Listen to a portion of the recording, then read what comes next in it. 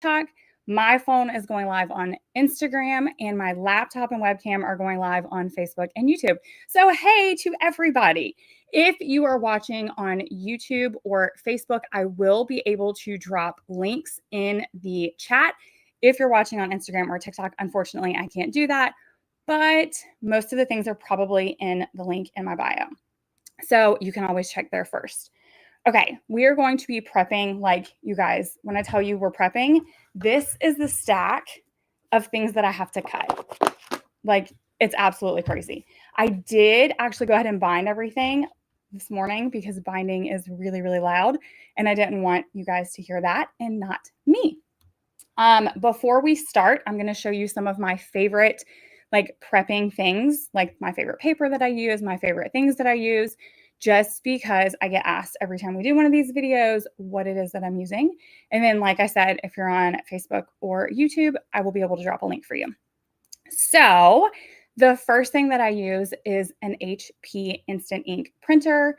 I know that, like, everybody raves about Epson, and maybe they're great, but we live an hour from civilization, which means I don't want to run out of ink and then have to drive an hour to find it. So HP Instant Ink just means I don't have to think about it. Like, the ink just shows up. They know when I need it. It just arrives at my house. I am never without it. So that's really, really nice. It's a huge benefit for me. And it's just one of those things that at this point, we've had it for 5+ years. They've literally never let me down. So I don't see me going anywhere anytime soon. The HP printer that I have is like the 79 or the 8200 series. I don't even know which one it is. My only requirements were that it printed double-sided, like by itself, it would suck it back in and print double-sided, and that had an automatic feed tray on the top so that I could scan a stack of papers when it's time to do our portfolio. So that was what I wanted, and that's what I got. Yes, to whoever asked, I will be saving this. Okay, now let's talk paper. For, like, any standard thing that I'm going to print, like anything that's going inside, any paper, anything, I use the HP all-in-one. It's a 22-pound paper. The reason I use the 22-pound is a little bit heavier than, like, your standard printer paper, which means I can print on both sides without it bleeding through. It's also affordable because Sam's carries it, which is why this is, like, a huge one. I typically buy like 3 at a time when we go to Sam's. It is the HP 22-pound 96 brightness. It is my favorite. It's just, like I said, a little bit better than regular printer paper, but still affordable, so it doesn't break the bank. Anything that I'm printing that I want to last a little bit longer, so for example, covers of anything that I'm going to bind, all of the games that are included in our unit studies, flashcards, our discovery decks, anything like that, I use a 110-pound cardstock. This is one from Target because that's where I was when I picked one up. I do also typically grab a really large pack from Sam's as well. I think there's a, like, exact cardstock brand, but that's typically what I buy because there's like 750 pages and it's affordable. So those are the two things that I print on. It's either the 22-pound, and it doesn't have to be HP paper for the HP printer. That's just what Sam's carries, so that's what I use. But it's either 22-pound for, like, all of our things, or 110-pound cardstock, and it has to be the 110. I've bought cardstock before that's 65 pounds, and I hate it. So either 22-pound or 110. Anything that I'm printing is on one of those two. Okay, once I have printed things, for binding, I use the ProClick binder. I love this thing. I've had it for, I don't know, 6-7 years, like basically since it came out. It is my absolute favorite. It's super simple. The only downside is it's a little bit loud. I mean, it's not horrible. But Kevin doesn't love it when I'm doing it, and he's trying to sleep in the bed beside me. So it is a little bit loud. And you can only do like 6 or 7 pages at a time. But you guys, I'm going to show you in a minute the stack that I bound earlier. And I was able to do it in an hour. So, like, when you're thinking, oh, it's going to take me forever, it's not that bad. In fact, here, I'll just go and show you. This is the stack that I did earlier. It's, I don't know, probably 1,000 pages or more, and I was able to do it in an hour. Like, just turn some music or an audiobook on and get to moving the thing back and forth. It really isn't that bad. For a laminator, I use the Scotch laminator. I had the original one that had, like, the fold-down tray for, I think, the first 6 years that we homeschooled, and loved it. It never failed me. So when it came time to buy a new one, I just bought another Scotch one. So far, I've had this one for 3 or 4 years. And again, it's never failed me. When I bind things, for the front cover, I print that on that 110-pound cardstock we were talking about. And for the back cover, I just buy black cardstock. Like you can just, I think it's like Astro Brights. It's still that 110-pound. I just buy solid black.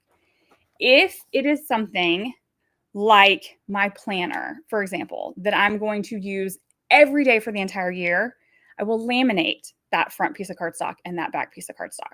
Otherwise, I just use cardstock. So that is how I do like anything that I'm printing and binding. And then for cutting, which is what we're going to be doing today, and we're going to be doing a lot of it, I have the Fiskars, like little slide thingy.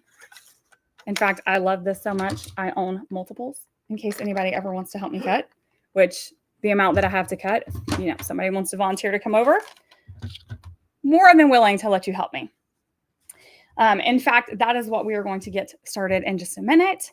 I will be answering questions about whatever while I'm prepping. You guys are just keeping me company. So drop them in the comments or chat, and I will do my best to answer them. Before we get started, let me drop the link for all of my planning and prepping things so that you can get links to all of this.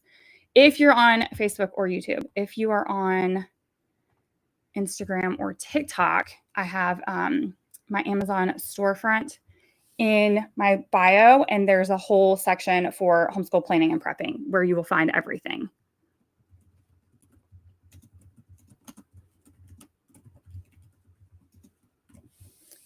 Okay. Before we start cutting, what we are prepping today is basically all of our new products that are going to be hitting the shop on Monday. So this is all of our back to school products. They will hit the shop on Monday, which is just in time for our back to school sale. The entire shop will be 25% off, including all of the new products that I'm about to show you. Everything that I bound earlier today, plus all of the things that we're going to be cutting, which what we will be cutting is basically all of the games that go with the printables, with all the unit studies, as well as all of the new discovery decks. I'll show that as we're cutting. Okay, first we have language arts for everyday learning. This is basically an ebook guide to teaching language arts or learning language arts, if you will, without using a curriculum. So inside it, there is basically a list for every language arts skill that you can think of. Literally everything. So we have homophones and homonyms, mood and tone, conjunctions, interjections, and prepositions, who, what, when, where, why, story elements, punctuations, all of that. And there is going to be a book list, a game list, and a linkable YouTube playlist or YouTube video list for every one of those. There is also information in here about using read-alouds and how to ask questions and how to use copywork and narration and all of those things that we hear, like all the buzzwords, but how to actually use that to teach and learn language arts. There is also a ton of project ideas. So if you're like, I just don't know what to do, I've got you covered. There's different project ideas that you can do in here to have fun with like real life learning. And then there's also monthly challenges. So I have a monthly challenge, one challenge for every month of the year for you to do something that's like more real, fun, hands-on for language arts. Okay, next up, you guys, this is maybe one that I'm the most excited about that wasn't even planned. It was kind of planned. Okay, I wanted to use movies in our homeschool. And I wanted to find a way to teach them, to teach things about them. And a friend of mine started talking, and this was something I was thinking about for high school. And we started talking back and forth. And finally I was like, I think I could do this. I could do this. So in the middle of everything else, I stopped what I was doing and created Lights, Camera, Learn, which is a movie. It's where movie nights meet meaningful learning. So what I did is there is 80 different movies in here, and they're grouped in sets of 4, and they're themed. So for example, for classic adventures, we have The Princess Bride, Indiana Jones, Back to the Future, and Swiss Family Robinson. And then each of those 4 themed mini movies has a mini film lesson that goes with it. So for those 4, you're going to be learning about the cinematography basics. Then for animation through the ages, which is where we have Snow White, Beauty and the Beast, Spirited Away, Spider-Man Into the Spider-Verse, we're going to be learning about sound design. So there's 20 different themes, so 80 total movies. Each one of those themes has a mini lesson, so 20 mini like film lessons. And then all of the movies have discussion questions for when you're done. Actually, each movie has like content notes, the director, the genre, cultural and historical notes that you can discuss before you watch it, fun facts, and then discussion questions to talk about after you've watched it. So it is a way like to literally turn our family movie nights into education. So excited. Yes, Patsy, that's exactly what I wanted. I was like, I want to have family movie nights, but turn them into homeschool. But at the same time, it not feel like a lesson. Like I don't want it to feel overwhelming to Emily. I still want to keep them fun. So I thought this was great because basically we could just talk about the movie before, talk about the movie after. It's things we would naturally have done anyway. But now, even when I'm super tired at the end of the week, I have like the guide so I know what questions to ask. There's also open-ended questions included in case you want to go even further than the discussion questions. Also, there is a like a summary where you can do like a survey of the movie nights. Like you can be a film critic, if I will. And then one of the things we will be cutting to go along with that is I made, if I can find them in the stack, I made movie tickets for each of the movies. So you could like print and cut these to like surprise your child. Like, hey, this is a movie we're going to be watching tonight. You don't have to, but I want to be able to do it. Like I'm going to cut these out and give it to Emily as like part of our school. So that's included in there as well. Okay, next up, we have the other thing I'm excited about, which is Egyptian heroes and myths. If you like the Greek heroes and myths, which was Percy Jackson books and Greek mythology, then you will love this. If you didn't use that, but you like Egyptian mythology, you will also love this. So it is like 21 weeks. It's based off of an Egyptian mythology treasury that we used as a core book and the Kane Chronicles. So you will read the 3 Kane Chronicles by Rick Riordan, and you will learn all about Egyptian mythology in this. This is what we're going to be doing this fall. Like this is the one thing that we will be doing in our personal homeschool. Emily really, really asked to be able to do mythology. She loved Greek heroes and myths. And so I'm really excited to dive into Egyptian with her. It has so much information. Like we're really going to be diving into all the gods and goddesses and their stories. And then like always, we have a huge stack of printable games. We have memory, we have bingo, we have a trivia game, we have a Jeopardy game. So that's also in our stack to cut in just a little bit. Traveling the World 2. This has been something that's been on my mind for forever because I loved when we did this in our homeschool, when we did Traveling the World in our homeschool, and I wanted to like do it again. So this is the exact same thing. It uses the same required book. So if you've ever done Traveling the World 1 and you have the required book, it uses the same required book. The only thing that's different is it's 30 different countries. So it's not necessarily a sequel to Traveling the World. You could technically do the second one first, because the only difference is Traveling the World has 30 countries, Traveling the World 2 has 30 different countries. You could do the second one first, you could do the first one first, you could get Traveling the World 1 and 2 and pick and choose the countries that you were going to do, which is actually what I think we're going to be doing in high school, is I'm going to combine the 2 of them for a year of world geography. So that is something else you can do. I have listed in the descriptions, or they will be listed when this goes live on Monday, the countries that are included for each Traveling the World and Traveling the World 2, so that you can pick which one has the countries that you want. So we have the teacher's manual, the student notebook, the animal profiles, which that is one of the things I love about Traveling the World, is within this, you have geography, you have culture, you have a little bit of history, you have science because you're learning about the animal that's native there. And there's only one other book that's required. Like you have everything. And also in the stack to cut, a ton of games that go with it. We have memory, we have bingo, we have a top trumps game. There's so many different things. All right, next we have our novel studies. We have 4 new novel studies. Okay, hang on. Let me go back to this question real quick. So both traveling the worlds would count as a high school credit. I'm going to count them as a high school credit. Yes, as one full credit. The plan is to use both of them, which would be 60 countries. And between the YouTube videos, the research, the animals, all of the things, yeah, it will be one full credit for us for world geography. That's my plan anyway. Okay. Novel studies. I have 4 new ones. I'm so excited, but also I was so torn, you guys. I kept asking y'all for your help and y'all had such good ideas. And picking a book is worse than picking a favorite child because I only have one child, so I can pick a favorite one all day long. Anyway, I narrowed it down the best I could off of the books that I shared based off of all of your replies on social media and everywhere saying which ones were your favorites or which ones you really wanted to see me do. So if one of the ones you wanted did not get done now, it will probably be done in the near future. So just bear with me. Okay, the first one we have is The Wild Robot. The second one we have is The BFG. You guys, y'all will really want some Roald Dahl books. So I just picked one for now.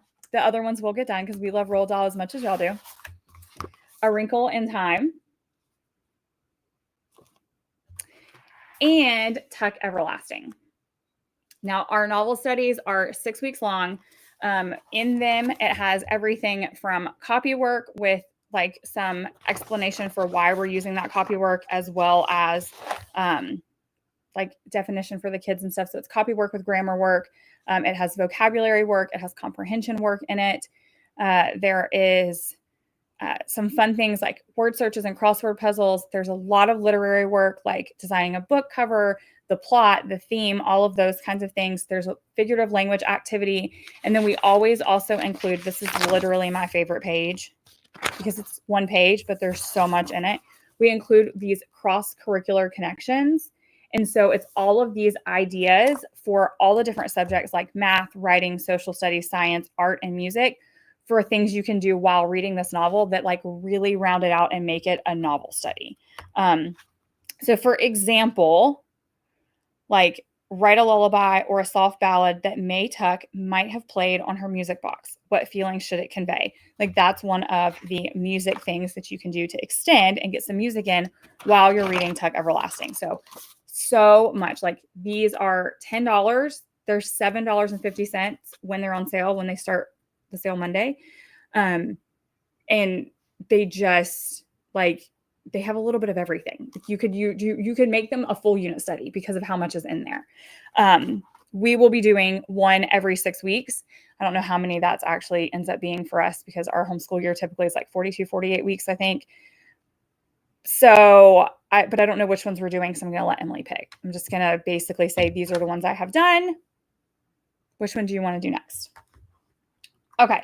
And then we have 6 new discovery decks. If I can find them in the stack, because we need to cut them. And that's actually what we're going to get started on here in a second. Let's see. Here they are. So the 6 new decks that we have are all about bears, all things reptiles, animal showdowns, which is all like an animal versus another animal, or which of these 2 animals is tougher, which of these 2 animals is faster. Like it's all like animal challenges. Emily was so excited about that one. Fungus Among Us, all things mushrooms and fungi. Wacky Wildlife, that was one that's Emily's. It's just like kind of crazy wildlife things like axolotl and things like that. Like, let me find some of the questions.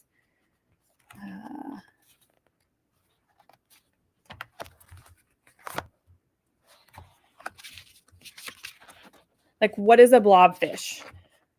What is a glass frog? What is a pacu? It was like all of these wacky animals that are really uncommon that Emily was like, I want everybody to know about them. So she helped me source all of the animals and we created a discovery deck for the wacky wildlife. And then we have a holidays and celebrations. So that one is basically kind of a little bit of everything, I would say, but not Christmas, because we have a Christmas deck. So the holidays and celebration is like, why do we blow out candles on our birthday? Who invented holidays? Why is there a ball drop on New Year's Eve? Why do we celebrate Easter? Why do we give chocolate on Valentine's Day? What is Juneteenth? Why do we celebrate April Fools? What is Diwali? Who invented jack-o'-lanterns? Why do we eat turkey on Thanksgiving? So that kind of thing. So when I say holidays and celebrations, it's not Christmas because we have a Christmas deck. So it's kind of a little bit of everything else that's not Christmas. One of the things I try to do with our discovery decks is think about unit studies that we already have in existence. They would maybe pair nicely with. So in my mind, like Animal Showdowns goes really great with our Who Would Win studies. And the holidays and celebrations goes really well with our holidays around the world. Like in my mind, that's why I created those, because I'm trying to make sure that our big unit studies have discovery decks that go with them, since they have become a fan favorite. Okay, because I know somebody's going to ask me, when I print the cover pages for the discovery decks, I print them at 25%. And that's how I get them to be the same size as the deck itself. I just change it to a 25% function or size, and it's the same size. If that's what you want. Sometimes I don't print them that way. I print them full size and put them in a binder. That's actually my favorite way to store them. But I'm going with them being small currently. You did actually catch me live. I will probably be live, I'm thinking, for maybe 40 more minutes. My goal was to come on and spend like an hour with you guys prepping, but technically I've just talked for 20 minutes and we haven't prepped anything yet. I was hoping to get everything cut within an hour, but you guys, seriously, I don't think we're getting everything cut in an hour. We'll see. We will see. Let's see. Okay. So somebody just said they wish they could pick my brain about everything homeschooling because they're only a week in and they're already doubting everything. That's totally normal. Like, you are in good company because we all do it. I have not even started. And I called a friend the other day. First of all, Emily's in 8th grade.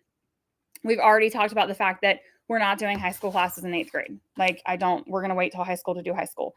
However, I still called a friend the other day, like in total pure panic meltdown, over high school and transcripts. I mean, by the time I got off the phone, I had literally talked myself into not freaking out, and being like, why were you freaking out in the first place? However, I still talked myself into a complete panic because that's what we do. You guys, there are kids, we want what's best for them. We don't want to fail them. So we are built to like freak out and just, it's just what it is. So with that being said, I would actually be more worried if you weren't doubting yourself, especially if you're only 1 week into a new homeschool year, because you're trying to get into the routine. You're trying to get back. Like, 1 week in, just take a breath. I would not doubt or change anything until at least a month into a new homeschool, because right now you have so many other things at play, like the new routine and new curriculum and new all of these things, and you and your child both need an adjustment period. It's one of the reasons why we don't just jump straight in. Like, our first week of homeschool is normally a really light week, and also we do like really fun things. Sometimes we go on a trip the whole week. This year I'm doing like one small fun thing a day. So like one day she'll get her first day of school present. One day we'll do like a special breakfast. One day we'll probably go on a field trip. Just because we're coming back to a routine, we're coming back to homeschool, doesn't mean that we have to like dive in full bore. Because trust me, then we would both be losing our mind. Okay, somebody asked over here, I saw it. Would Abby and I be doing our collaboration? Yes, we will be doing the homeschool show and tell on YouTube. It just might be a little later than we had planned. Abby and I have both had a much busier summer than we expected, and we are still finalizing everything. So we're up in the air on whether it will stay the first week of the month. We're thinking it probably won't, but we're still finalizing everything, and we will be doing that collaboration on YouTube again this year. Yes. Best binding combs. Okay, my favorite binding combs are still, I don't have any spare ones, are still just the Pro Click ones, because I can open them and I can close them. And I love that. Like, that's the only reason I will bind anything. The only reason I will bind anything. Because Emily is a perfectionist and I need the ability to be able to take a page out and replace it immediately if she feels like it got messed up. I also have commitment issues. So like in my planner, I need to be able to completely change my mind and take it out and put it back in and just whatever. So I still 100% use the ProClick because they open and close like so easy. And I can just add and take things out of them. With that being said, I do now own, they have originally, I don't know if they still sell the 45 page count. I haven't seen them in forever. Originally 5 years ago, they sold 45 page count and 80 page count combs. I bought one box of 45 and one box of 85, and I'm still using that same box, like still using it. And then like maybe a year ago, they came out with 110 page. In that box, I think I had to buy like 50 of them. I did not need 50, but it was the only way to get the 110. So that is, if you ever look at like one of my big studies, that is what this is. It's the 110 pound or 110 page one. So it does hold a little bit more, but also anything that's over that, I will either A, print double-sided so I can get 200 pages in it, or B, I will split it into two, almost like a and B, because anything larger than that is going to overwhelm Emily and I both. In fact, her Denison math algebra this year is like this thick. It's so thick.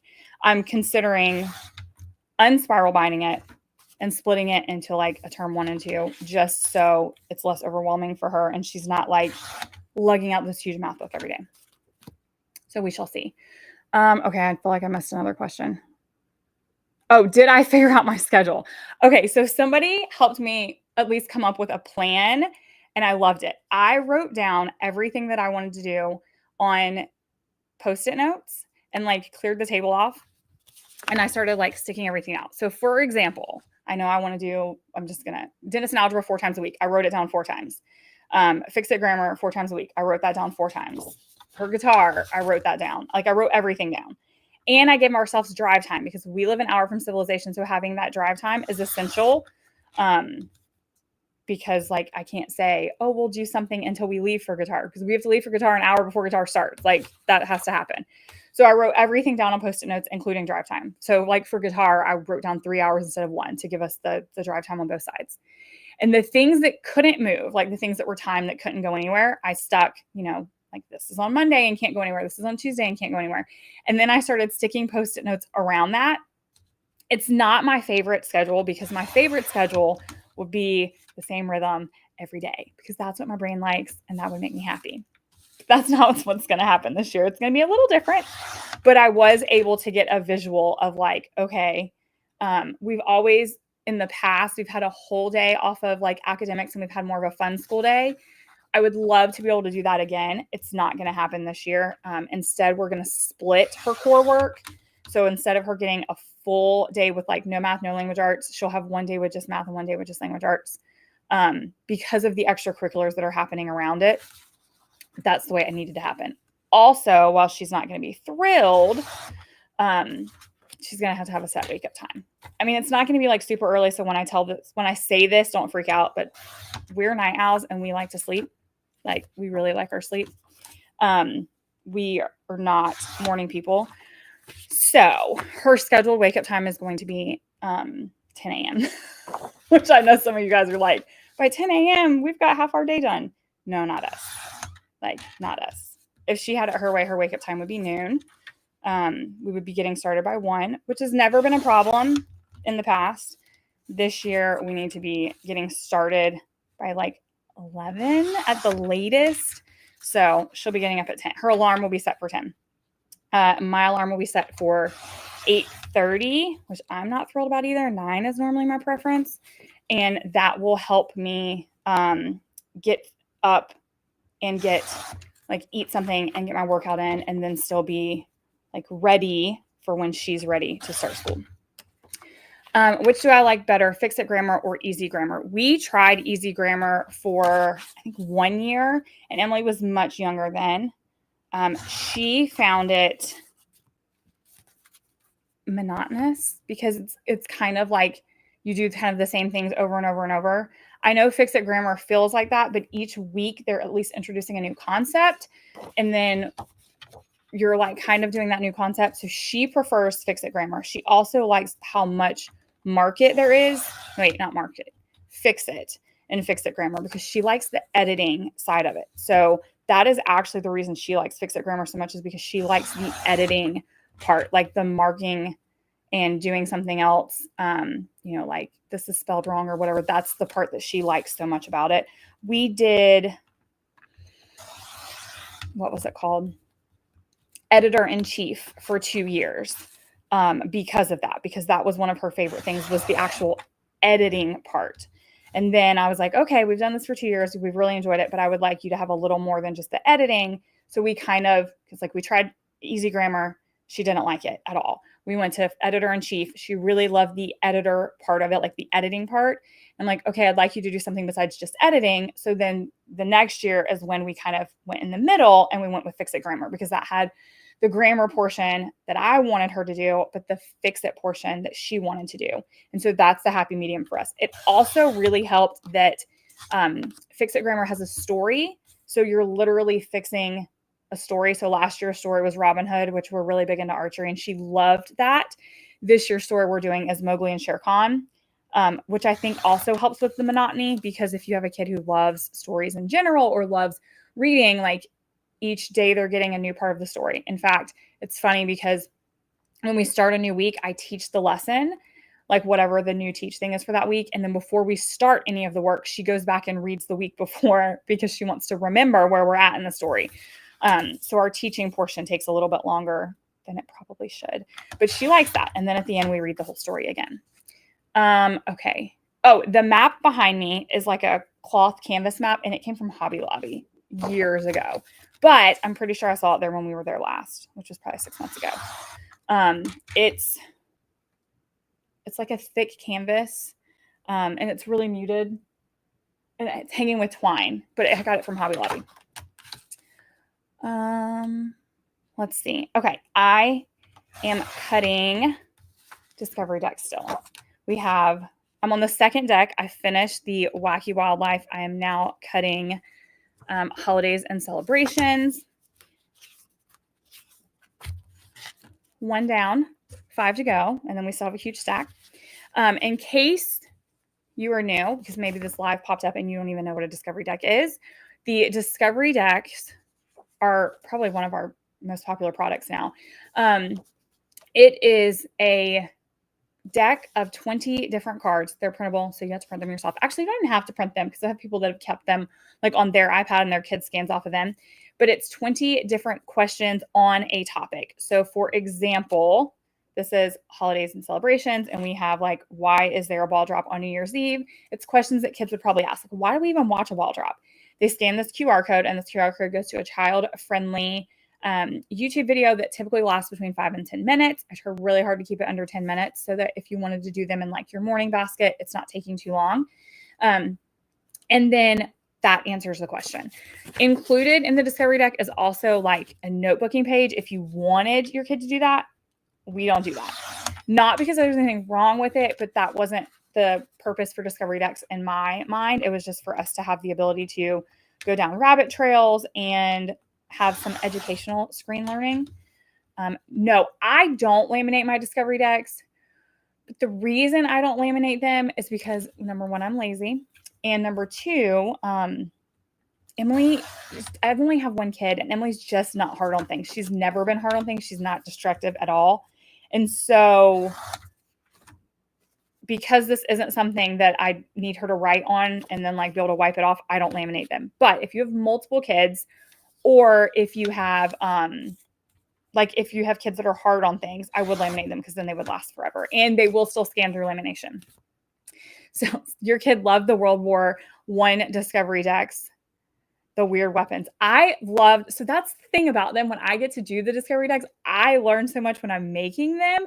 It is so crazy. Like, I learned so many things about World War I and the weird weapons and stuff. I was like, this is so cool. Same thing with the holidays. Like, I was like, wait, that's why we do that, or the weird and wacky animals. Like, I didn't even know there was a few animals that I didn't even know were animals, or we would look at the picture and I was like, that thing is kind of creepy, and then we were digging deeper and learning more because we were, interested, which is the whole point. Like, that's why I created them, was so that we could do that.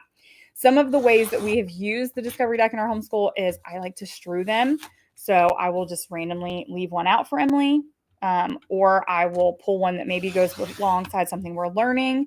Like, for example, we'll be doing Egyptian mythology with Egyptian heroes and myths in the fall. So I will definitely be pulling out our ancient Egypt discovery deck and strewing those, just because that's like another way to extend the learning, or even not even just extend it, but sometimes it's another direction. Like, so I know she's going to soak it up if I'm, covering it from different angles and different directions.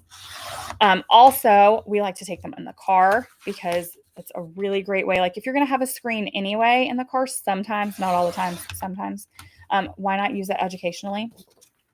We will also use them sometimes during morning time. If I'm like, hey, let's watch this really quick.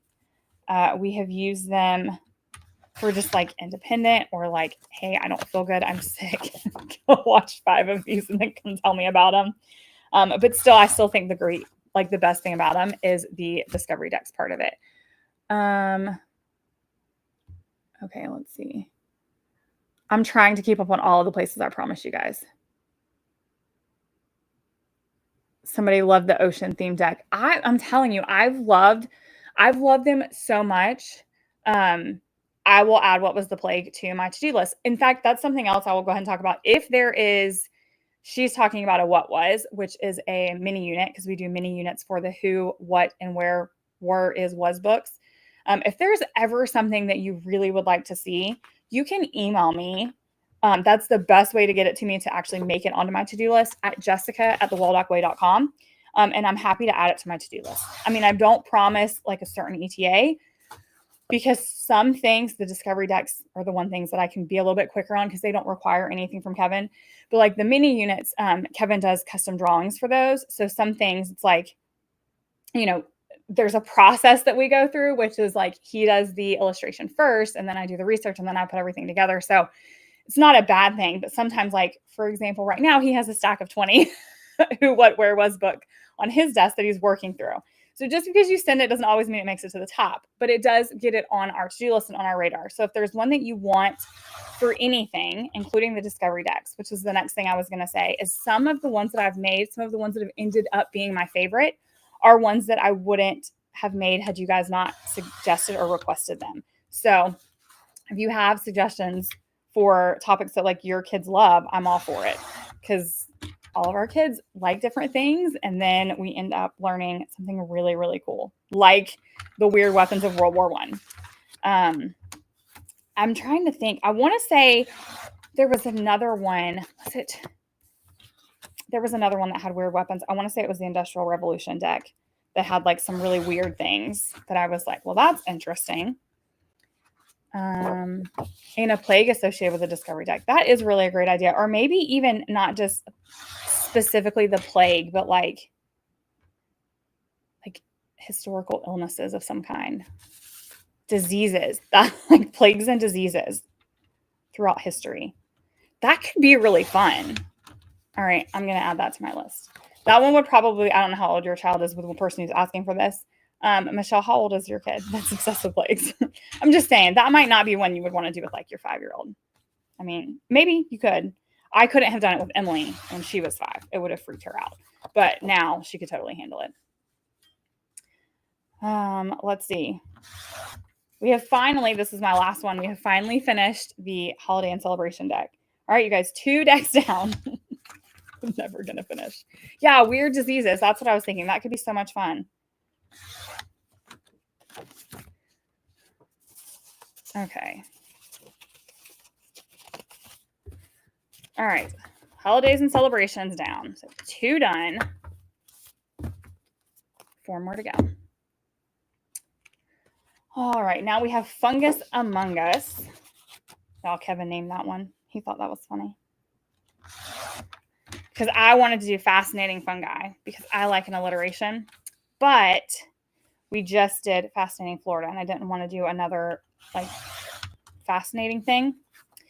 So there's that. Speaking of Fascinating Florida, for those of you who sent your states because you wanted a state study, I'm happy to tell you that we have started Texas.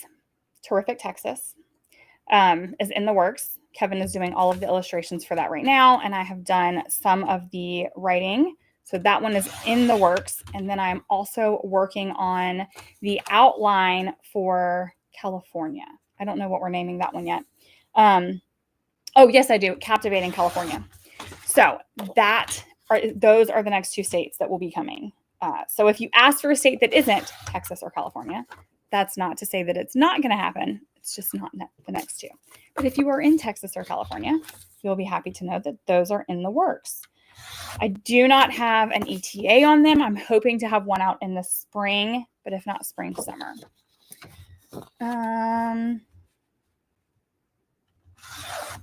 Also, Emily has requested, now that we've done Greek heroes and myths and Egyptian heroes and myths, Emily is requesting Norse next.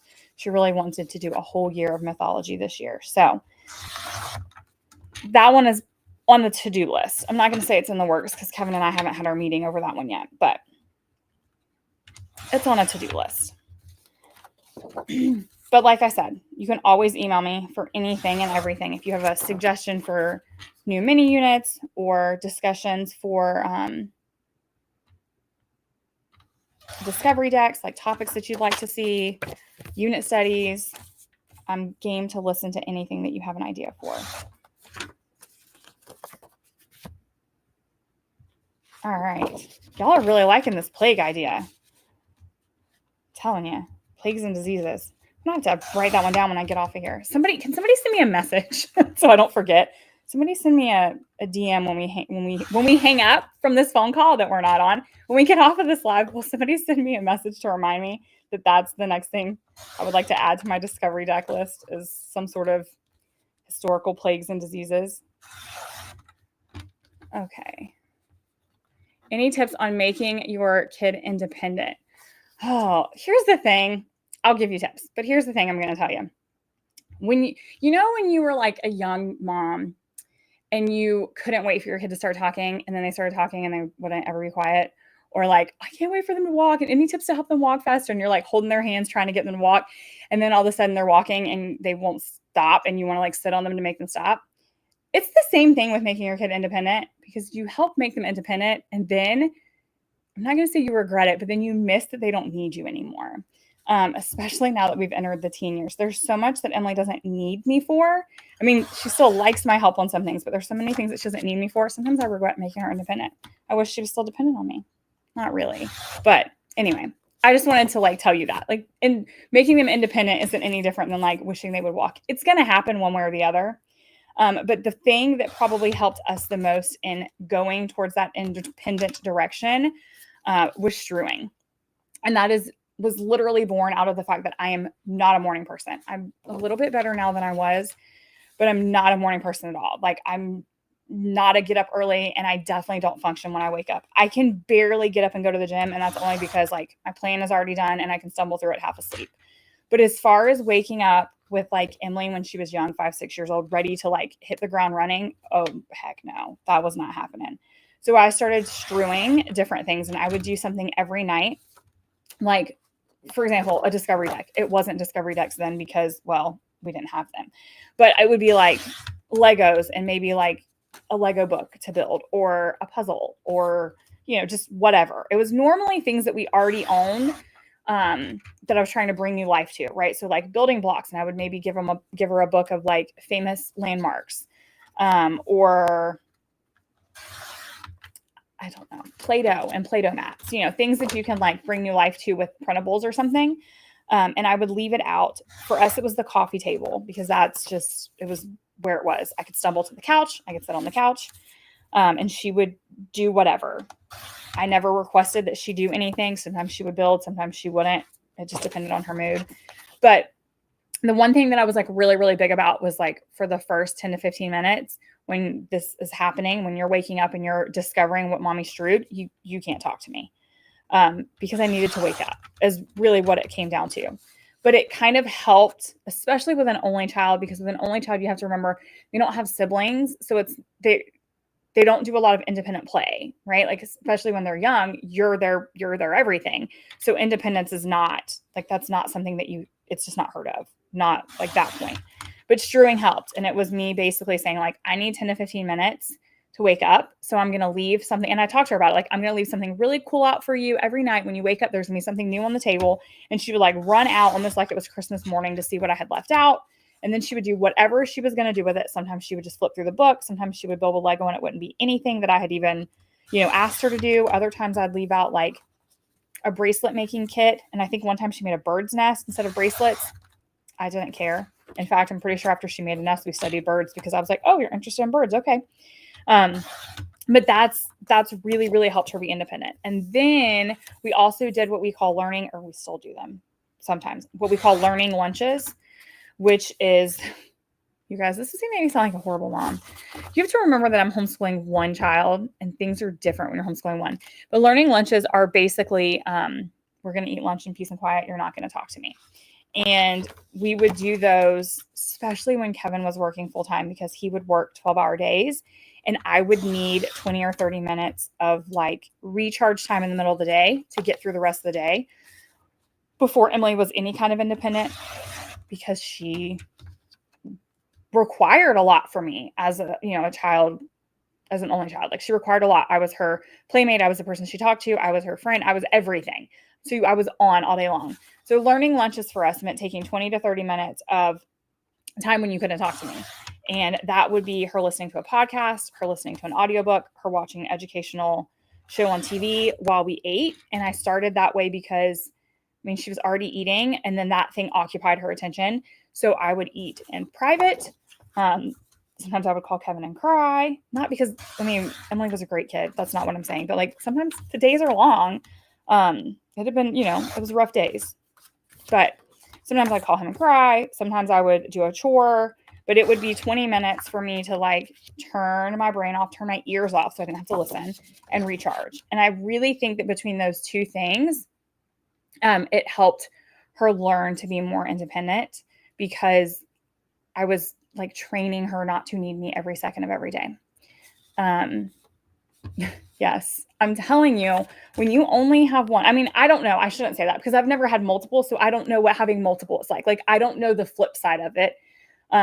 But I feel like when you have multiple, occasionally you can at least say like, go play a game with your brother or your sister, or, you can send them outside to play together. Like, I can send Emily outside and she'll swing, but like, eventually that's going to get boring and she's going to come inside and be like, hey, will you come play ball with me? Hey, will you come play a game with me? Hey, will you this? Will you that? The other thing, if it's an only child, is single player games. Like, we own so many single player games, because I could hand Emily a game and say like, hey, I challenge you to do, most single player games have like number cards or like numbered challenges. And so I would kind of make myself a note. Sometimes I put a Post-it on the inside of the lid. Hang on. I'll show you what I'm talking about. They happen to be right here behind me. Okay. So like, here's IQ Stars. It's a single player game. And most of these have like number challenges, and the challenges get harder as the number goes higher. So this one doesn't have it, but sometimes I would put like a small Post-it note on the inside of the lid that would maybe tell me the last number one that she did. And I would be like, hey, I challenge you to do number 70, because maybe last time she did 68 or something. And that would normally buy me another 5 or 10 minutes. We did that a lot for like when I was cooking like dinner or preparing breakfast or lunch, like, I need to be able to do this. I need 5 seconds. And so I'd be like, hey, I bet you can't do number 78. And sometimes we would even turn a single player game into a 2-player game, because she would do number 70 and then she would say to me, well, can you do number 71? So when I was done doing whatever I was doing, I would do it. But also, you're still not, how do I put it? Like, you're engaging with each other, but you're not, right? Like, you're each doing a single player game. So like, it was going back and forth. Like, that still even felt like I was getting peace and quiet. But those are probably like my 3 biggest tips if you're homeschooling and only, other than also your sanity is so much more important than the screen time guilt. So don't feel guilty. Like, if you need that 5 or 10 minutes or 20 minutes, there are so many educational TV shows, educational YouTube channels. Like, that's literally one of the reasons why I started doing the Discovery Decks, so that I could have at my fingertips an educational way to be like, I just need 5 or 10 minutes for my brain to decompress. And so here, go learn who would win, a T-Rex or a Spinosaurus. Then come back and tell me. But like, don't, and that's the thing, like, don't feel guilty because your sanity is so much more important. Like at the end of the day, 10 minutes of screen time, 20 minutes of screen time is not going to kill your kid, but you screaming at the top of your lungs and making them cry, not going to kill them, but it's probably going to hurt their feelings a little bit. So like, if it comes down to my sanity or screen time, I'm picking my sanity every day. I mean, I had to learn to not feel guilty about that. And I think that's something moms of only children, of all children, have to do, but specifically only children, because it is, you are just on all day long. And by the way, when I say only child, just because you have multiple children doesn't mean that you're not a homeschooler of an only. Like if you're only homeschooling one kid, if you're home all day with one kid, whether that's because one of your kids has graduated and moved out, whether that's because you have a huge age gap, maybe that even means that you have one that goes to school and one that stays home. Like you still fall into this category because you were still there everything all day long. Like, so don't think that you're excluded from that club because you're not. Okay, by the way, I didn't tell you guys, we finished a third deck. Fungus Among Us is now done. So we are working on, what are we working on now? Animal Showdowns, which, telling you, I think this one is so much fun. Because it's like, who would win, bees or wasps? And then we have like, which is the baddest, a flying reptile or a colossal croc? Which is stronger, an elephant or an ant? Who would win the battle for best friend, cat or dog? So many fun things. I love Animal Showdowns, though. That's why we did the Who Would Win series. So anyway, this would go really great with that. Yes, I agree. I think regardless of how many kids you have, your sanity needs to come first. So whatever you need to do to stay sane, lock yourself in the bathroom with some chocolate. I've done that before too. You gotta do what you gotta do. Okay, you guys, I said we would stay live for an hour and we're at 51 minutes and I am not even, we're not even halfway through. So should we stay on? You guys want to keep chatting? Or am I jumping off and cutting this on my own? I was really enjoying you keeping me company. It's very true. Only children need the additional resources. Only children. Okay, so this is how I always say it, and I'm going to say it again. Homeschooling an only child, raising an only child, homeschooling an only child, whatever you want to call it, it's not easier or harder than multiple children. It's just different. It's just a different situation. It's different circumstances. So everything about it is just a little bit different, right? Like we have to be more creative in certain things, like more creative. Like for example, I own a lot of single player games. I also have to make sure that when we buy games, they can be played with 2 to 4 players or whatever.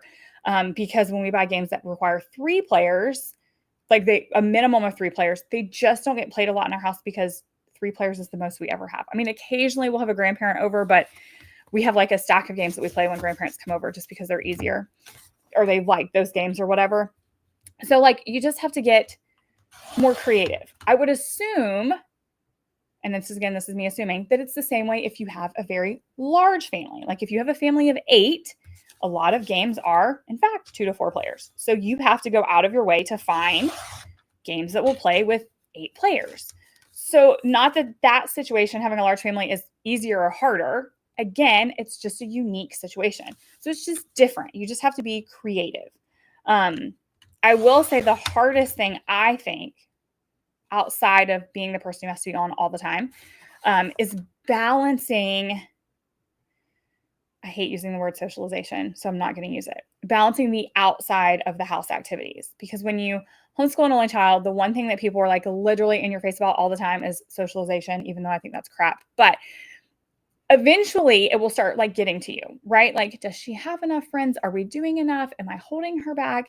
And so then at some point, and I say this as somebody who's done this way too many times, you sign up for all of the things because you do feel a little bit guilty. And then you're like, what was I thinking? Right? Because you and your kid are overwhelmed now because you probably went from doing nothing to doing everything. That is a vicious cycle. I would like to say that I have ended, but it's probably one that we will do over and over and over again.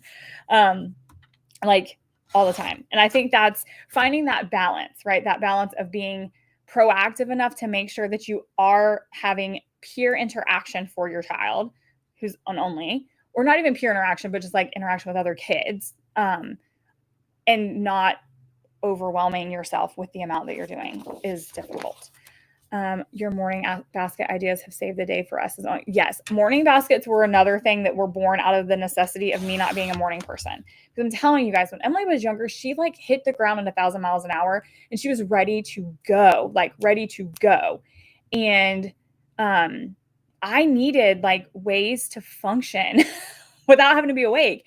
So like strewing was first. That gave me 10 or 15 minutes to caffeinate. I don't drink coffee, but caffeinate with soda or whatever I was going to caffeinate with.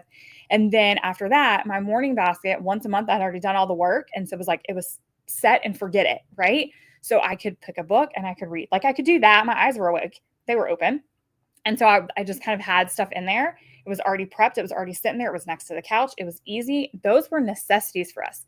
It was born out of necessity. And then that necessity has since become one of the most beautiful parts of our homeschool day. Like even now at 13 years old, morning basket is the staple of our day. And it's the one thing we probably don't, it no longer happens in the morning. You guys have a teenager. It happens at lunchtime. But it is the one thing that we don't miss. Okay. Are you cutting new discovery decks? Yes, I am actually prepping all. In fact, let's do a replay real quick. I am prepping all of our new products that are releasing on Monday for our back to school sale. So these products will be included in the shop on Monday. So if you see something and you're like, oh, I really wanted that, it will be there Monday. It might, if you like really, really poked around, you might be able to find it, but don't buy it because it won't be 25% off until Monday. We have Traveling the World 2, which will be 30 new countries. We have, let's see, 4 new novel studies. Tuck Everlasting, A Wrinkle in Time,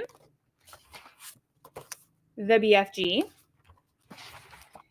and The Wild Robot. We have Egyptian Heroes and Myths, which is going to be Egyptian mythology and the Kane Chronicle books by Rick Riordan. It will be very, very similar to our Greek Heroes and Myths.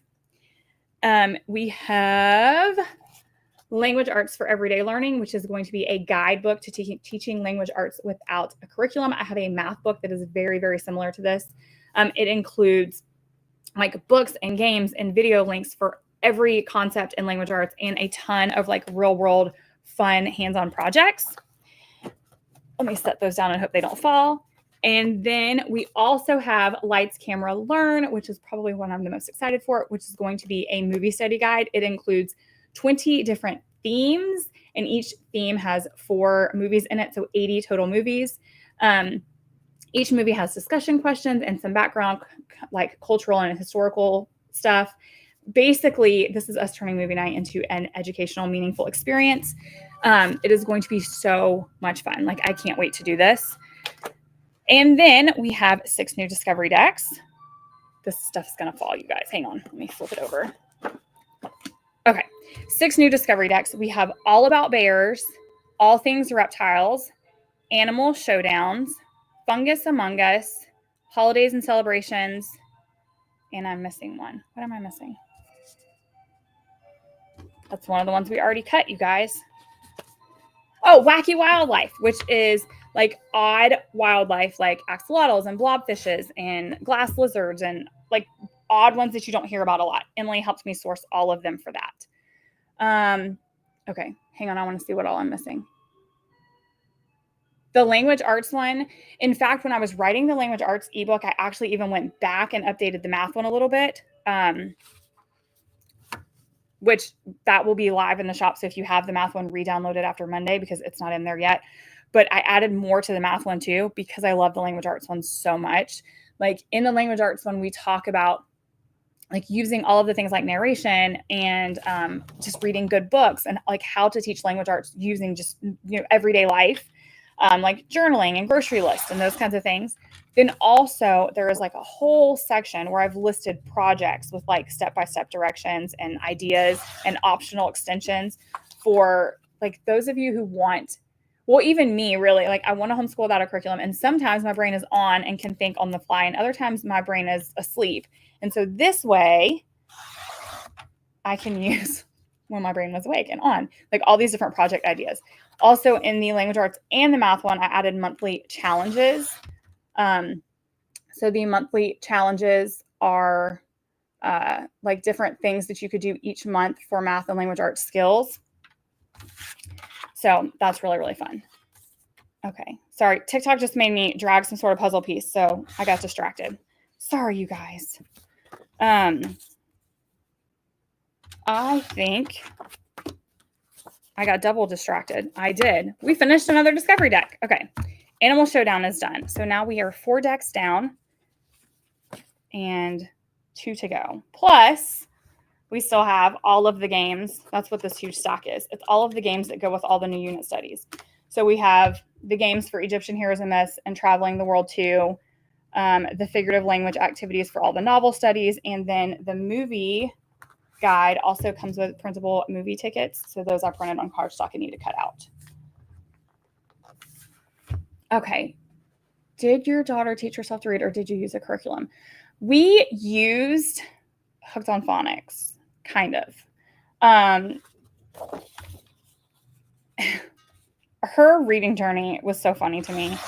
I thought she was ready to read, so we used Hooked on Phonics. And then, like, I swear her reading journey was banana. And I was like, what? I mean, that's what we went through. Then she got glasses, which I think was probably a lot of our problem, was needing glasses and me not realizing it.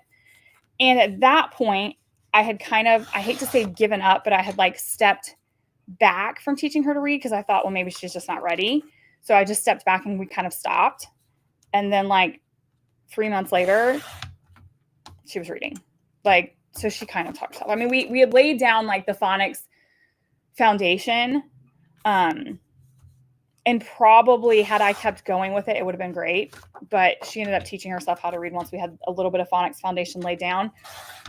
Because I said, okay, well, you're not ready. And I didn't want to push. I mean, obviously, I still kept reading aloud. Like, we read. We were a family who read, like, all the time. I mean, like, I'm telling you right now, if I had to homeschool over, like, if I could start over, hopefully with my grandkids, that's what I want. I'm going to homeschool my grandkids.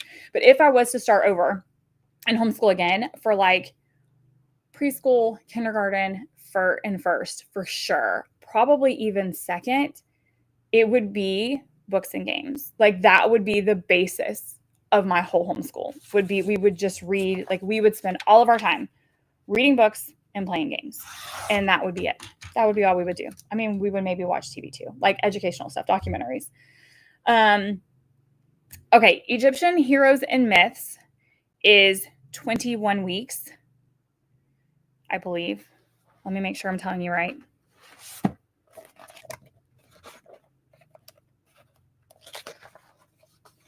Yes, it is 21 weeks long. Although you can obviously do that however you want. Yes, you could do Egyptian and Greek because you don't have to do it. I think Greek is 26 weeks and Egyptian is 21. But you could easily like make them a little bit. You could decide, okay, I'm not going to do one of the things. Like, you pick one thing to take away each day or each week. So you're taking, like, you're adding a day basically. Like, for example, let me see here. On day 5, it says play a game of your choice. I'm not normally one to say miss a game because I love game days. But if you like didn't do that and you just kept going and kind of skip that, then you could basically gain a day and you could get it all done in one school year.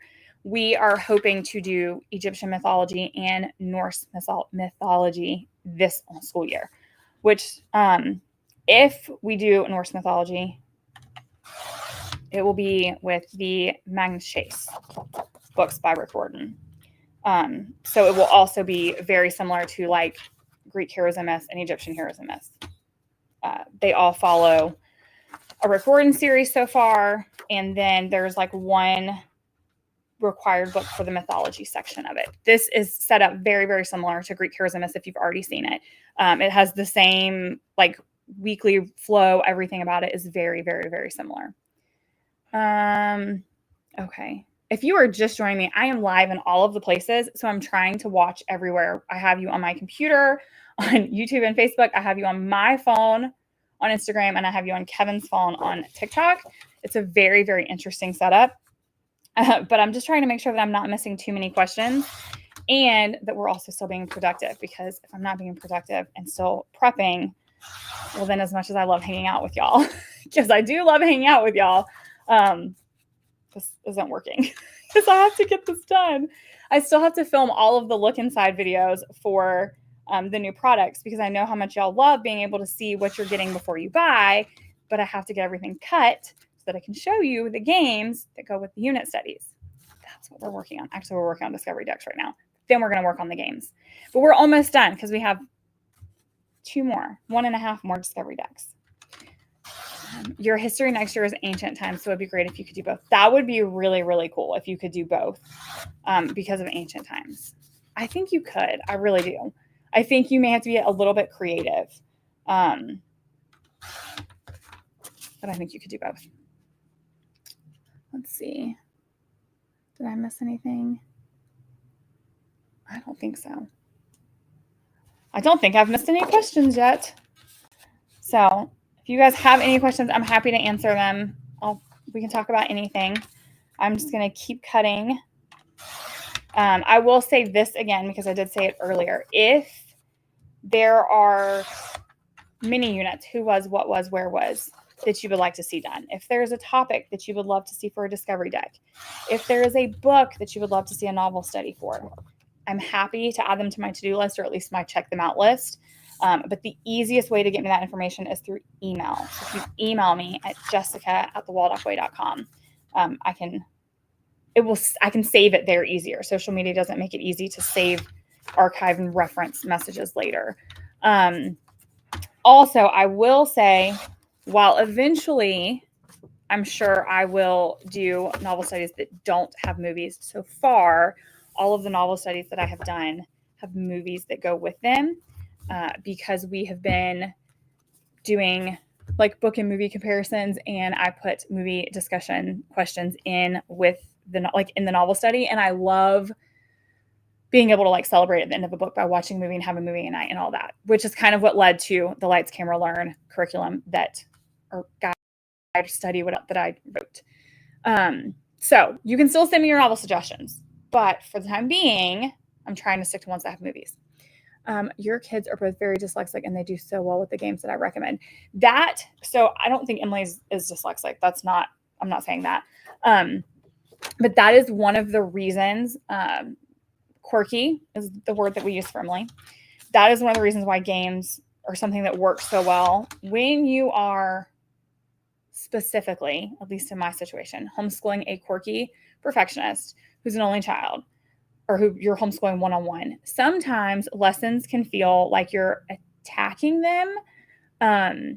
It can feel personal to them, but games never felt that way with Emily, at least not for her. Like there would be times when we would be trying to do a lesson on something and it would end in tears because she didn't feel like she was giving me the right answer, or she couldn't give me what I wanted. But then I could take the same concept and we could play a game, and all of a sudden everything was just completely different. And so that was like, okay, we're playing games for everything. And we really have. I mean, we have game schooled a ton, and it's something that I'm telling you, if and when I get to homeschool my grandkids from years from now, hopefully, at least preschool, kindergarten, and first, for sure, will be a whole lot of books and a whole lot of games. And that will be their homeschool experience. Traveling the world, is it good for a first grader? We are wanting to introduce geography in a fun way. Okay. I think depending on how you use it, traveling the world can be great for, like, I'm going to use it with my high schooler next year. But yes, I think it'd be used for the first grader. In fact, the first time that we did it, when we went through the first one, I believe Emily was in either first or second. And even if she was in second, she's very, very young for the grade that she's in. So she would have been like 6 or 7. You can just go deeper the older they are. So with Traveling the World 1 and 2, again, 2 is not necessarily a sequel. It uses the same required book. It's just 30 different countries. So I was saying earlier, you could buy 1 and use it first. You could buy 2 and use it first. You could buy 1 and 2 and combine them and have 60 countries to choose from, which is what we will be doing for Emily's freshman year. I think we're going to do for freshmen. I'm not sure if we're doing American or world first, but that's what we'll do for geography, is traveling the world with 60 different countries. And that will be geography for 1 full credit. But it basically, let me find the student notebook at least, because that will make it easier for me to explain. You guys, this is the stack of everything, of me binding all the new products. Is that? Nope, that's the teacher's manual. Okay, so in the student notebook, for each country, you're going to have a coloring page, and this is a custom coloring page that Kevin draws for every single one of them. Okay, in this coloring page, which if you have a young kid, just have them color it. Okay, but in every one of the coloring pages, Kevin has included a landmark that's specific to that country, a landscape that is specific to that country, and an animal that's specific to that country. Sometimes multiple animals, but like he gets all of that in to the coloring page. And then I use that, well, between the two of us, we work together, but then I use that again later. Okay. Then you also have a flag profile page that has facts about the flag, and then they're going to color, paint, whatever you want them to do for the flag. So again, perfect for a young kid. They can just color it. All right. If your child is really, really young, like kindergarten or first grade, you could skip this page. This is the country profile page. They're going to map, they're going to write some information about it, and they're going to write interesting facts and things to see and do.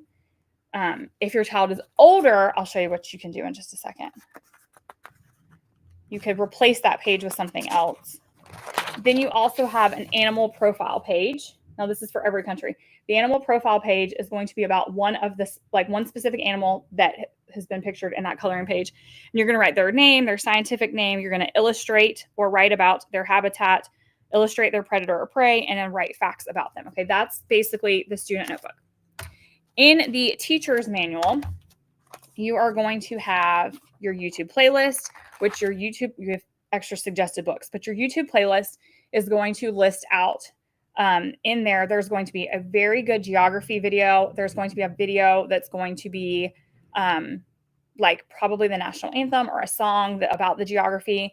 There's always a video about the animal that was featured. There's a recipe for each country. So younger kids could help you in the kitchen. Older kids, you could have them like, hey, for dinner tonight, you're going to make spicy chicken stew, which is for Angola. So all of that is things that you could have like adjusted based off of how old your kid is. There are also STEM cards in the back, which feature the landmark that Kevin put in his illustration, his coloring page. When Emily was younger, I would have her use those to build like blocks. Now that she's older, I have her build them on Minecraft. So we will make like a Minecraft world, and we will literally name it Traveling the World. And she will build them on Minecraft. So that is one way that you can like make it for older kids instead of younger. And then if you have older kids, where I was saying you could replace that one page that was a little bit simpler, you can replace it. And this is included. You can replace it with this report, which is a little more detailed, which that's what we will be doing as we will replace the country profile with that more detailed one. So those are like some ways that you can kind of change. Like obviously if they're younger, you can read the stuff aloud. If they're older, you can have them read it. That's kind of how you can make it work. I, again, personally think that it works for, I don't know, 8 to 16 is the goal in mind with the majority of everything that I create. Obviously, Passport to Adventures uses the Magic Treehouse books, so that's a little bit younger than like 16, but 8 to 16 is always what I'm trying to keep in mind. Okay, let me see if I missed anything while I was chatting. Okay, I did not. Man, I was really worried that I wasn't going to be able to keep up with 3 different devices. I'm impressed. We might be able to do this more often. In fact, is that something that you would like? I asked y'all last time on YouTube and Facebook, and you said yes, but we did not do TikTok and Instagram. So is that something that you guys would like to chat and prep or whatever more often live? I enjoy hanging out with you guys. What a great idea to have them build in Minecraft. So we do that all the time, but I have her make a specific world for things like that. For example, when we went on our road trip and did American history, last year we did like an American study. She like built anything that we saw, like any landmarks that we saw. That was a great way to do a road trip because we were in the car anyway. So she was like on her tablet in Minecraft and she was able to build them like from place to place. Also, I don't know how to do it. I have no idea how to do it. But Emily puts like, I think it's called a non-playing character in like, okay, so like she built the San Francisco Bridge and there was like a person standing at the base of the bridge who, when you walked up to him or moved up to him in Minecraft, would pop up with like a text box. And the text box would have information like, hi, welcome to the San Francisco Bridge. Did you know? And she would put like a fact in there. It was so cool. So then at the end of the school year or end of that study or whatever, I have her do a screen recording. And then since we keep a digital portfolio, I just upload it to our Google Drive digital portfolio. And ta-da, I had record of it. It was so cool. She's been doing that for years. And it just, I'll give her different things, right? Like we're traveling the world, we'll do the STEM cards. Same thing with traveling the States. We have STEM cards in that study as well. Also, we have 2 discovery decks. We have STEM Builds US and STEM Builds the World with different ideas. And the Minecraft idea is listed in that one. Okay. You love it when I go live. Well, good. I'm so glad. You tried to encourage Minecraft for school, but your son said it wouldn't be fun anymore then. See, so I like met in the middle with Emily. I was like, okay, you can still do it your way, right? Like she doesn't want to follow, like I bought some of those books for her that are like step by step and she has zero desire to do that. Like she wants to do it her way. So I'm like, okay, fine. I don't care. Build the Statue of Liberty your way. Build the San Francisco Bridge your way or the Golden Gate Bridge your way. Build, Mount Rushmore your way. So that's been really cool. And then, like I said, she puts those little, I don't know. I call them tour guides, but I think she told me they're NPCs and she does some sort of something. Again, I have no idea, but the screen recording that she made was really, really cool. And our evaluator who evaluated our portfolio also thought it was really cool. Okay. Do you have any book suggestions that are good for all ages? Like read-alouds or like what? I mean, I could sit here and talk books all day long. So can you give me a little direction on that one? Like which direction we're going? I can say the best read-aloud that we have ever read in our family. If you ask us all individually, if you went and asked my husband and you asked Emily, what was your favorite read-aloud? Both of them. And I don't even know if it was my favorite, but the way they loved it made it my favorite was the BFG, which is why it became the novel study because I knew I was going to do a Roald Dahl novel study and they were both like, you have to do the BFG. And it was because like just the family culture, like it was so funny. Like we laughed so hard. It was so whimsical. They both loved it. And then I loved how much they loved it. Like I read it aloud and it was such a good family, like culture kind of moment. And then for months, we used the words like, hey, you want snooze cumbers on your salad? Or, if somebody tooted, did you just whiz bang? Anyway, it was great. I love it. And that's what I love about read-alouds in general. But that one, like it really kind of set the tone for read-alouds in our homeschool. In traveling the world. Okay, so in traveling the world, most of the book suggestions are, I would say probably late elementary. I mean, like elementary. I haven't done, there's not a lot of book suggestions for like high school. They're mostly younger kids, I would say.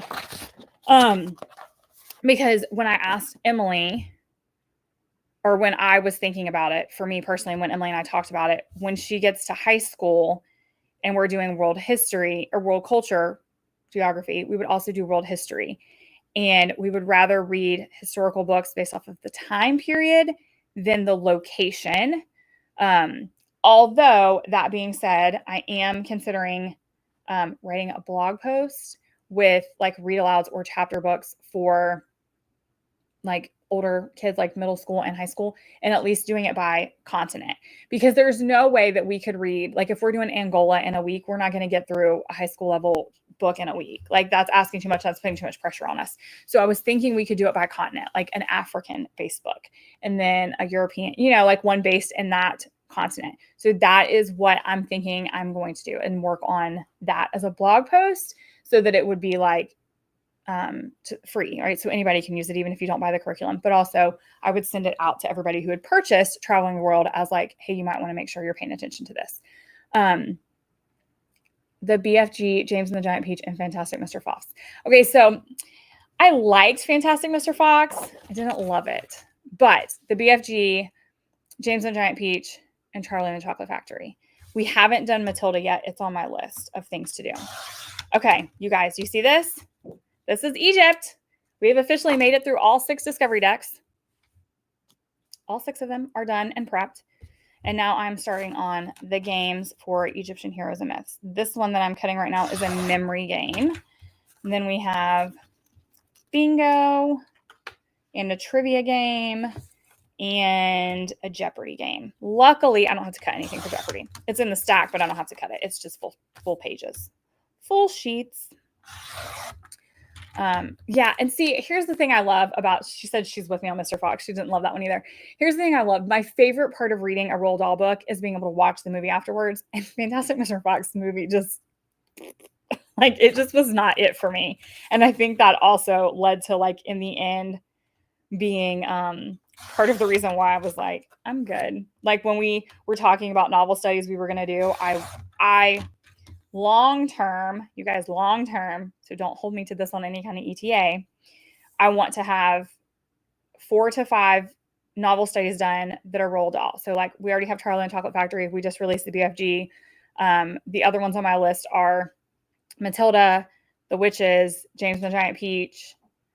There may be a few others that I've pulled to hold, but I want at least 4 to 5 novel studies. And then we already have a mini unit for Who Was Roald Dahl. So my goal long-term is to bundle all of that together eventually into a World of Dahl. And so basically that bundle would be you getting all of those things at a little bit of a more affordable price. And I would probably put a few extras in there, like maybe a game of some kind or something, just because. Or maybe Kevin would do coloring pages or like extra coloring pages. I don't know, but something that would be like a little extra. That's what I would like to see happen long term. But when I say long term, I mean that could be like 2 years from now. So don't hold out waiting for it is what I'm trying to say. It could be tomorrow. It could be 2 years from now. Actually, it couldn't be tomorrow because my plate is overflowing. But I mean, it could be sooner than later. Okay, let's see. What else have I missed? James and the Giant Peach was the first real aloud you ever did with your son. I actually don't remember. Yes, I do. I'm just kidding. The first read aloud I ever did with Emily was Mercy Watson, which I think is Kate DiCamillo. Because I remember for like, so funny, you guys. Okay, in the book, if you've ever read Mercy Watson, it's a pig. And she loves toast with a great deal of butter. Like that's how she says it. Toast with a great deal of butter. They serve her. She doesn't say it. She's a pig. Anyway, they serve her toast with a great deal of butter. And for like months, because we read all 6 of them, 6 or 8, we read them all. And Emily loved them. And so for months, every time I'd be like, what do you want? Toast with a great deal of butter. And the funny part is she doesn't like toast because of the texture of it. She's a sensory eater and she will eat it now. But like when she was little, toast was like crunchy. Didn't matter how long you toasted it. The texture of it sent her in sensory overdrive and she hated it. So I learned to give her just like plain bread with butter on it, right? But she would go places and she'd be like, I want toast with a great deal of butter. And I'm like, she means bread. But it was just because of the book that she would order that or ask for it. It was hilarious. I thought I was going to have an intervention because that's all she wanted or all she would ask for. I mean, she would eat other things, but if you asked, that's what she wanted because that's what Mercy Watson ate. But we did obviously also read James and the Giant Peach. We've read Charlie and the Chocolate Factory, the BFG. I think the only one we haven't read is Matilda. And I don't know why we haven't read Matilda, but it hasn't come up yet. It will be soon though, because like I said, it's on my list. What are some read alouds you look forward to in high school? Well, I would say Tuck Everlasting. It's one that we just did, and that is definitely on my list. If she doesn't read it this year, we will definitely do that one for high school. I'm really excited about that one. We probably are going to do The Giver again in high school. We did it last year, but I'm probably going to do that one again in high school and like dive even deeper into that. I am looking forward to doing Divergent. Like, I think we're actually going to do like possibly a whole dystopian thing. So like Divergent, Maze Runner, a few of those. I have Sky. I bought that one for her this year, but that's one that's on my list if we don't read it before then.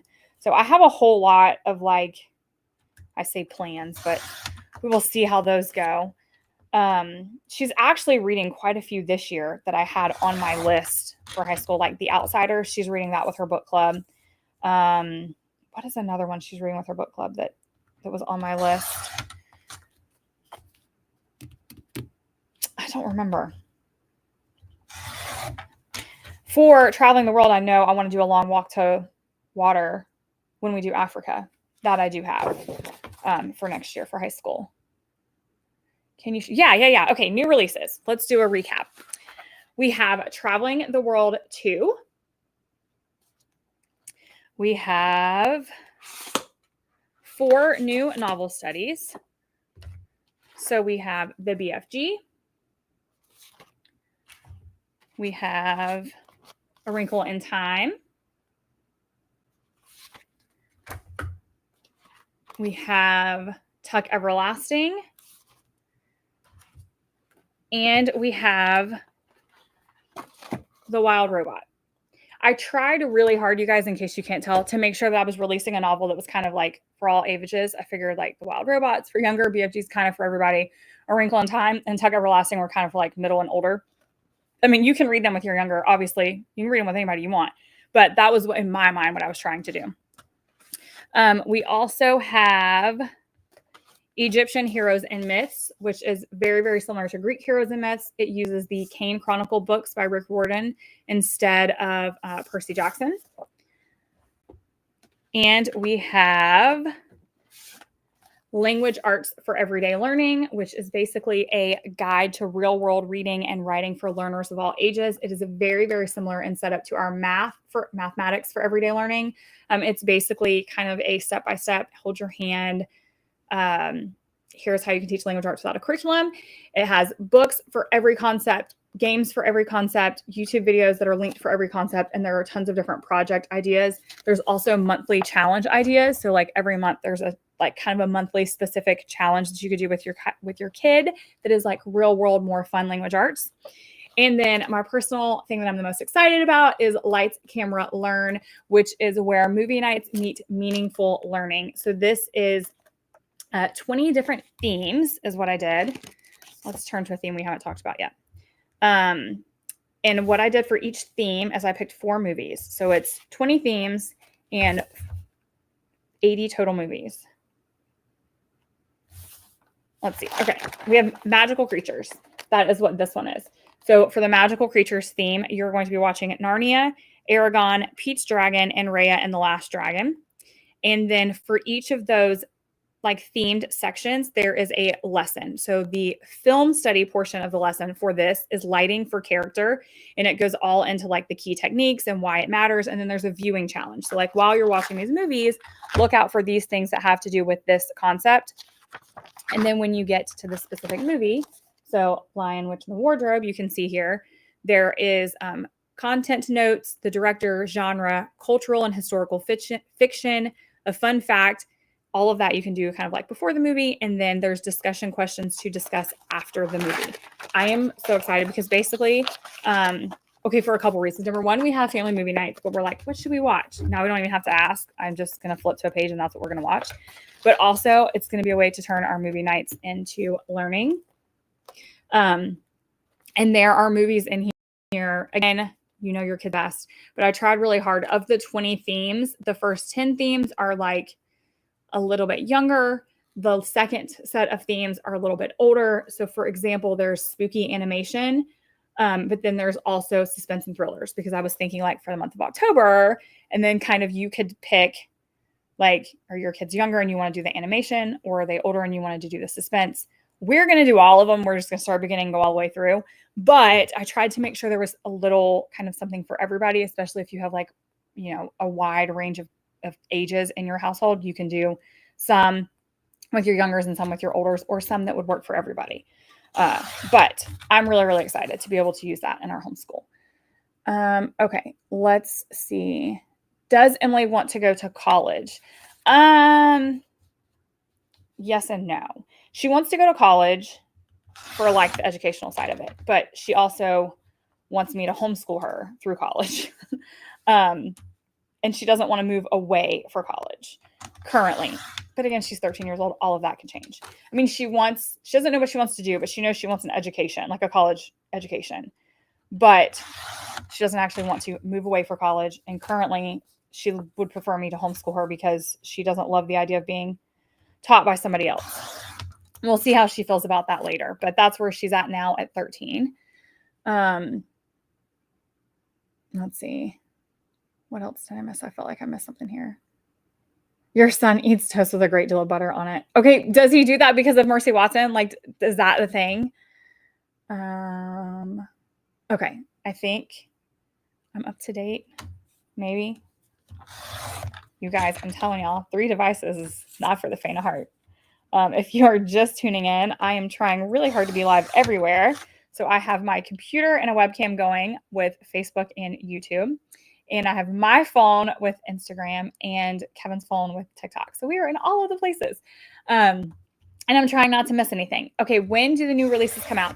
Everything that I am cutting currently, everything that I have shown you will release on Monday, August 25th, just in case you are not watching this live and you're watching a replay.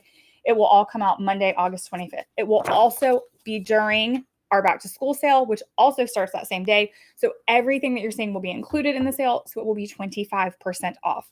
Our discovery decks are also going to be buy 5, get 1 free, as well as our mini units. Our mini units are always buy 5, get 1 free so that you can build a bundle, so you can bundle them and build your own bundle. But our discovery decks are not normally buy 5, get 1 free, but they will be, which is a steal because I think at 25% off, they end up being $3.50, I think. So yeah, and then you get 6 for like less than $20. And I love that.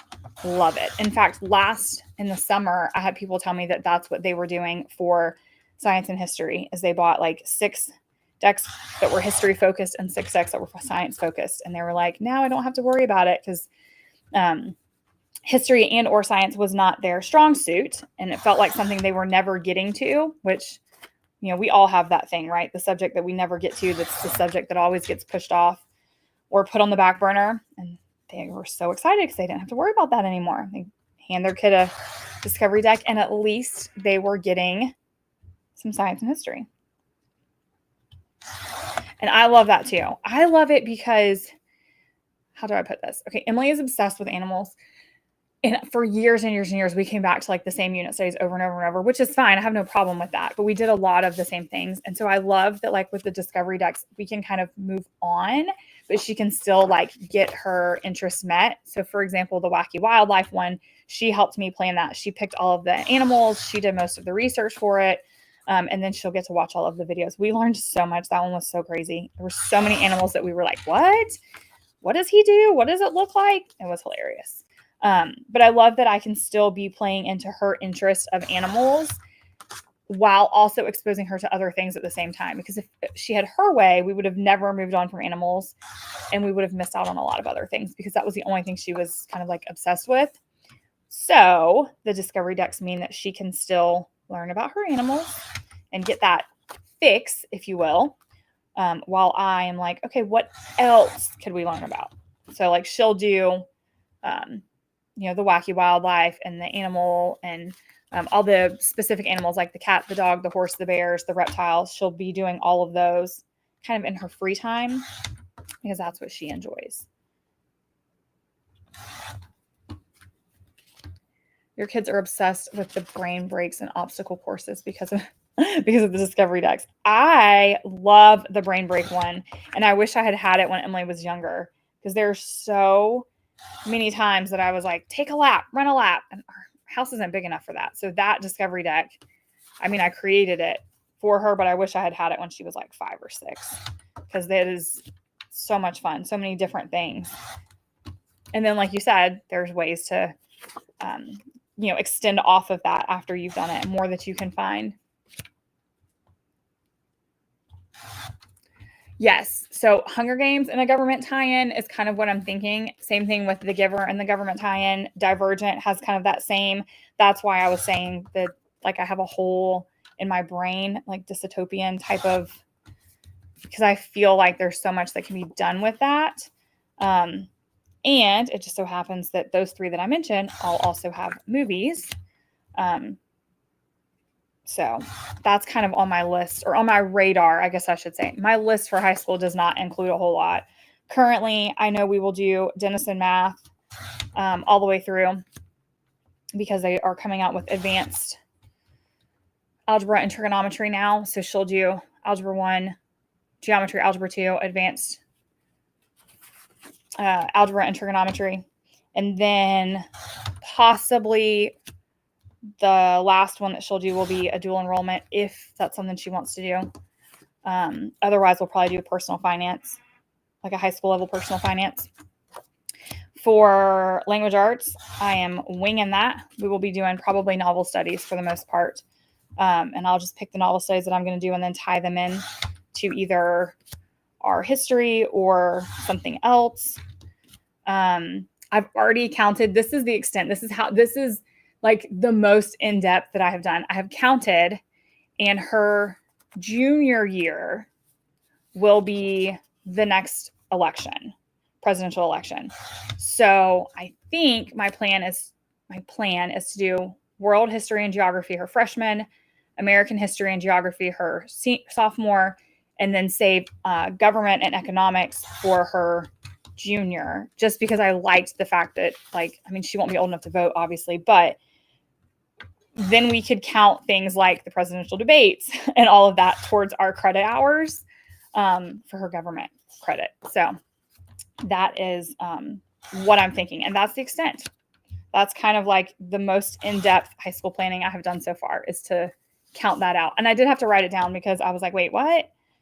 So anyway, that's it. And I haven't really done anything more than that.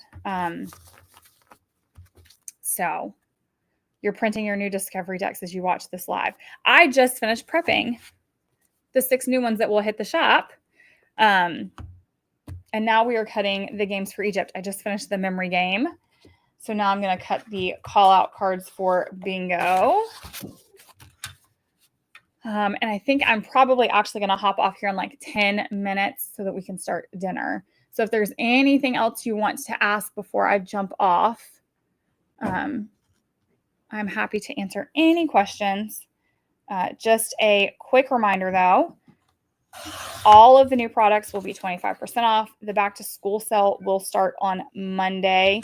It will go for 2 weeks, so it will be from August 25th to September 8th. And the new products that we have are Traveling the World 2, Egyptian Heroes and Myths, which is based off the Kane Chronicles. We have 4 new novel studies: The Wild Robot, The BFG, A Wrinkle in Time, and Tuck Everlasting.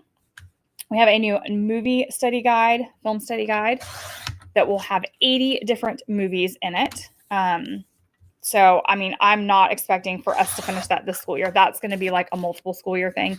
In fact, I'm thinking that I'm going to keep records and make that a film study credit, honestly.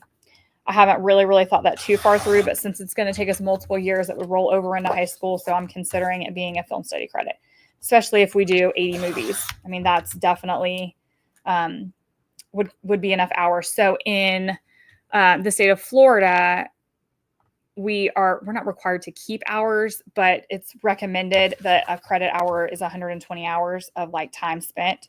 So us watching and discussing 80 movies would definitely hit that recommendation. What are the new decks? Okay, I'm sorry. Let's do the new decks. There are 6 new discovery decks. We have Wacky Wildlife. That one is all about strange and wonderful creatures. Emily helped create it. So it's like axolotls, glass frog, a pacu, a kologo, a star-nosed mole, leafy sea dragon, pangolin, all kinds of strange animals that Emily thought the world should know about. That's her words, not mine.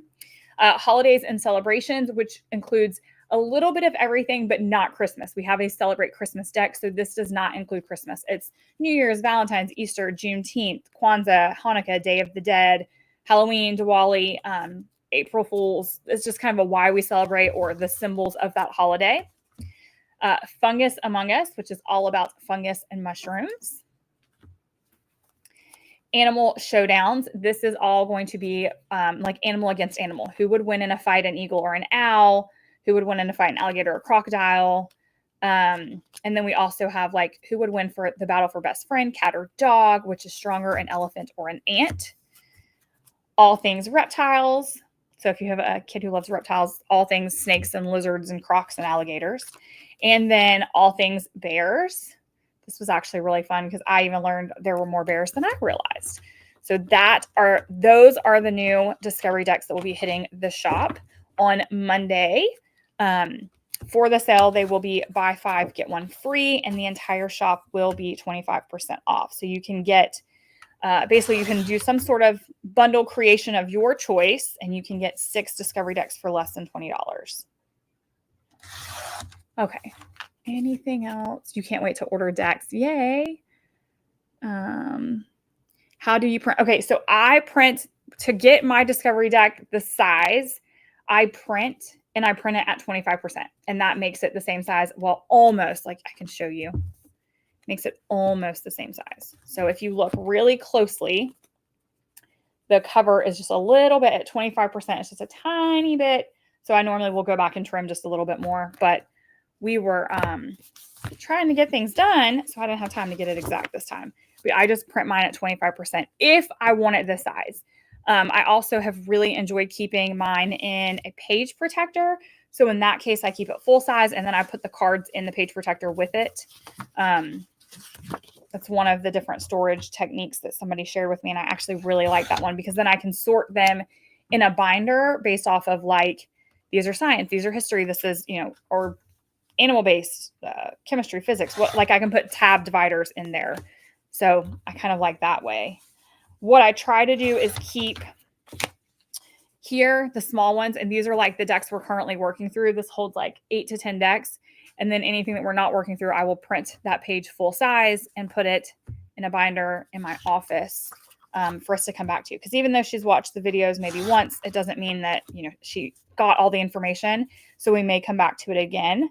So anyway, that's what I do. I print them small and keep them in this bin right here so I can pull from, and then I put them in a binder after the fact. Okay, I think I have about 5 more minutes and then I am jumping off. We got quite a bit done, but there's still quite a bit to do. So it looks like after dinner, I will still be prepping. Yes, tabs and sheet protectors in a 1-inch binder, or in one binder. I was going to say mine is not 1 inch at this point. It might have started out as 1 inch, but there will be 50, when these new ones hit the shop, that will officially be 50 topics. So there's 50 discovery decks in the shop, which is crazy to me because the discovery decks haven't even been out. Has it been? I think January was a year. So like just over a year and a half. So it's just crazy to me that there's already 50 of them. But that's because they have been such a lifesaver in our homeschool, and you guys love them just as much. And there's so many topics to choose from. Like I'm telling you, they've been a staple in our homeschool. Okay, last call for questions. Anybody have anything else? We are starting school on Labor Day as well, September 1st. So we start September 1st because that is the day Hogwarts goes back to school. And we have said, well, we started it in 2nd grade when we did Wizards and Wands because it just made sense. We're doing Wizards and Wands. We need to start back when Hogwarts starts back. And then after that, it was like, if this is good enough for Harry Potter, it's good enough for us. And so we've pretty much had a September 1st, and it doesn't matter. I mean, even there was one year when that was on a Saturday, and we still started back that day because, I mean, Hogwarts is going back, so we had to go back. So anyway, there's that.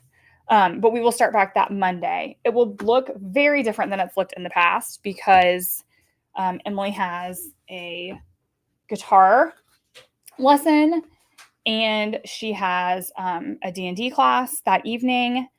And then I think on Tuesday she has a graphic novel. So normally we would have like this whole first day thing where we would either go on a field trip or we would have like her first day of school gift and we would do interviews and like I would have this whole first day planned.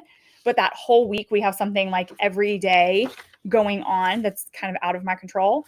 So instead, I have decided we're going to have a whole first week. We'll have like little mini things every day. So like one day we'll have her first day of school gift. One day maybe we'll do a field trip. One day we'll do, but instead of trying to have like one fun-filled day, it's just going to be like little mini things all week long.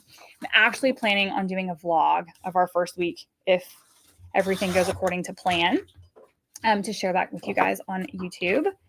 But that is what we're going to do. So I have a lot of prepping. I'm prepping all of the new products. I'm prepping our back to school. But then after I get done prepping everything, I have to clean because our schoolroom, okay, clean maybe isn't the word. I have to organize. Our schoolroom has like boxes and boxes and boxes of everything from my back to school haul that has not made its way onto the shelf yet. So I have to purge and organize. And that is not something I'm looking forward to. But first, let's do prepping because that's fun. And then I'm going to get these new products in the shop for you guys. And then I will worry about the homeschool room because we don't actually homeschool in it. Most of the time we homeschool right here, which is the dining room table. So while it's an eyesore and I can't get to everything, it also won't be the end of the world if it's not done by the first day of school. But I'm planning on spending next week doing that. Okay, I am going to go ahead and jump off here and get ready to start dinner. Let me just make sure I didn't miss anything yet.